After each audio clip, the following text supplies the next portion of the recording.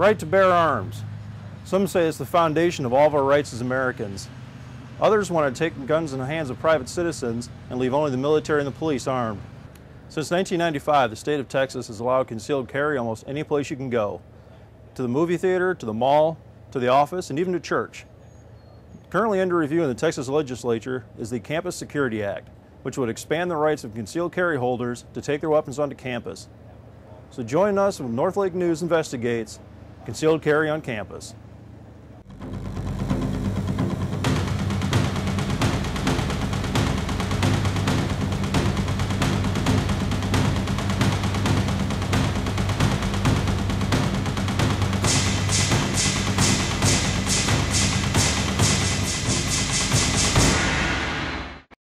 We'll talk to this man. Dr. Tim Gottlieb. I'm a professor at Northlake College. I teach computer science and Unix. This woman. Marcia McCartney, and I'm president of the North Texas Brady Campaign to Prevent Gun Violence. These students, and even the author of the bill to find out what's really going on.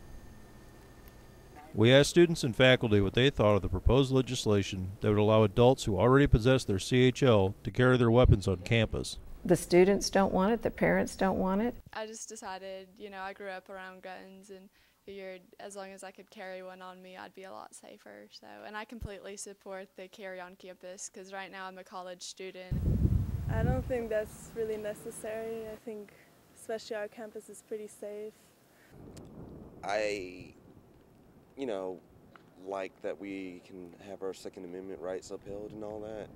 Didn't they pass that at UT Arlington? I think that's fine. I think that's allowed. That's Second Amendment, right to bear arms. If they have a license, they should be able to carry it on campus. We're strongly in favor of House Bill 1893 because that's the bill that will allow those of us who have CHLs to carry on campus. The Second Amendment states that a well-regulated militia, being necessary to the security of a free state, that the rights of the people to keep and bear arms shall not be infringed. But what does this really mean? I interpret the Second Amendment to, in a limited way, to give people the right to bear arms. But I do believe that when it was written, they were talking about a well-organized militia. Actually, I believe the Supreme Court has come back and said that it just allows us to keep and bear arms. The Second Amendment states that the right of the individual to keep and bear arms shall not be infringed. The idea was that a well-regulated militia being necessary for the preservation of society, people, citizens, had the right and the responsibility to arm themselves. In June of 2008, the Supreme Court continued to uphold that the individual right of a person to keep and bear arms was protected under the Second Amendment and did not apply strictly to the militia or to the military. And that in fact, the militia, by definition, was any man or woman above the age of 18 capable of serving in the military service. You can't have a tyrannical government, you can't have a government against the people if the people have the ability to respond with force. This isn't the most recent court decision either. Last month, the California Ninth Circuit Court of Appeals upheld that the Second Amendment is incorporated against the states by the 14th Amendment's inclusion clause, meaning the states cannot restrict firearms ownership any more than the federal government can. These decisions mean it is very likely that the Campus Security Act will be signed into law this summer. We sat down with the author of the bill, Representative Joe Driver of Garland, to find out exactly what the bill is and why it was created. We decided that at this time was a good time to get the campus, take the campuses out of the gun-free zone area because there are a couple of instances that happened recently. Virginia Tech was the spark, obviously, but not the sole reason for the bill coming forward at this time. In response to the fact that concealed handgun license carriers on college campuses are required to be defenseless by law so that we can't protect ourselves from a situation like Virginia Tech. Some say that having legally armed persons on campus could have an effect on the learning environment. I don't know, I don't feel very safe with that. I've had out-of-state students tell me that there's no way that they would go to a state where they knew this was a law. So it's actually going to affect, the diversity of our campuses. Guns in the hands of law-abiding citizens who believe that they have a right to and a responsibility to protect themselves and their fellow citizens is one thing. Guns in the hands of criminals is something completely different. Because people are around concealed licensees all the time, they're around concealed guns all the time, they're around them with movie theaters, they're around them in the grocery store line, they're around them all the time right now, and the people that are carrying them have passed an extensive background check. And so as a result, I don't believe there's any reason that they should worry about it, because they're not going to all of a sudden step across into a college campus and change their behavior and the way they run their lives. Nobody sees it because they're carrying concealed, so it would have no effect. FBI statistics show that while campuses have a lower violent crime rate than the general public, they are far from safe. In 2004, SMU had 14 reported rapes and 6 in 2007 out of the 8 total among Dallas campuses. Statewide, there were 51 rapes, 50 robberies, and 119 assaults on campuses throughout Texas. What's worse is that according to an FBI study, only about a third of the actual rapes that occur anywhere are reported, meaning the actual number could be as high as 150.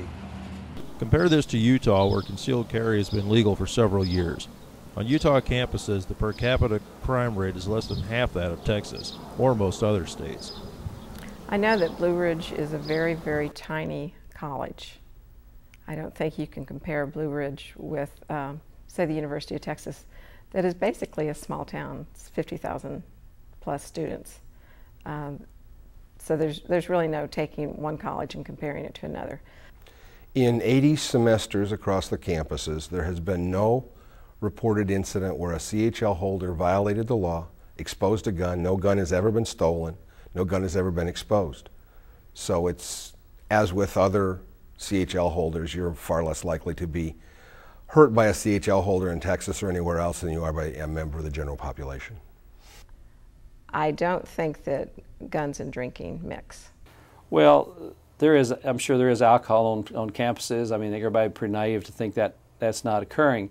The situation here, again, goes back to the fact that we're talking about 21-year-olds. We're talking about people that have carried before, are currently carrying. We're not talking about just every student in every dorm in every particular fraternity situation. We're talking about people that are old enough to know the responsibilities of carrying a concealed license. But would arming students really make our campus safe? Some cases arise, you know, just rarely. There's going to be crime. Yeah. There's going to be crime everywhere. I mean, there's no way to get around it. You know, there's people robbing and stealing in the UK just like there is in the United States. But they simply do not have gun crime like we have here. Well, I think the people that don't want more guns are simply very naive in the situation. Other countries, when they've either banned guns or taken away guns, they've seen the fact that the only people that have guns are criminals. In 1995, the United Kingdom banned handgun ownership by private citizens, and 21 states, including Texas, passed concealed handgun laws. A study by Howard Nemeroff showed that between 1995 and 2006, the United States population rose by 21 million people, and handgun ownership increased by over 50 million. However, in the UK, homicide is up 36%, robbery is up 38%, and assaults are up almost 83%. In the United States, homicides are down 31%, robberies are down 32%, and assaults are down 31%. In the UK, knifing assaults have gone up. In fact, you're actually 4 times more likely to be stabbed than shot in the UK. And this is after the 3,600 firearms-related incidents that happened in London last year.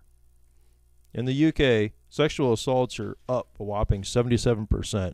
Meanwhile, in the United States, they've actually gone down by 17%. Women in the UK are now sexually assaulted nearly twice as often as in the United States. FBI statistics show that while campuses have a lower violent crime rate than general public, they're far from safe. In 2004, Southern Methodist University had 14 reported rapes. In 2007, they had 6, out of a total of 8 out of all DFW campuses. Statewide, there were 51 rapes, 50 robberies, and 115 assaults on campuses throughout Texas. What's worse is that according to the FBI study, only about a third of the rapes are actually reported, which means the actual total could be as high as 150. On top of which, the idea that there could have been guns on the campus would have reduced the possibility that that individual would have chosen that campus to commit his heinous acts.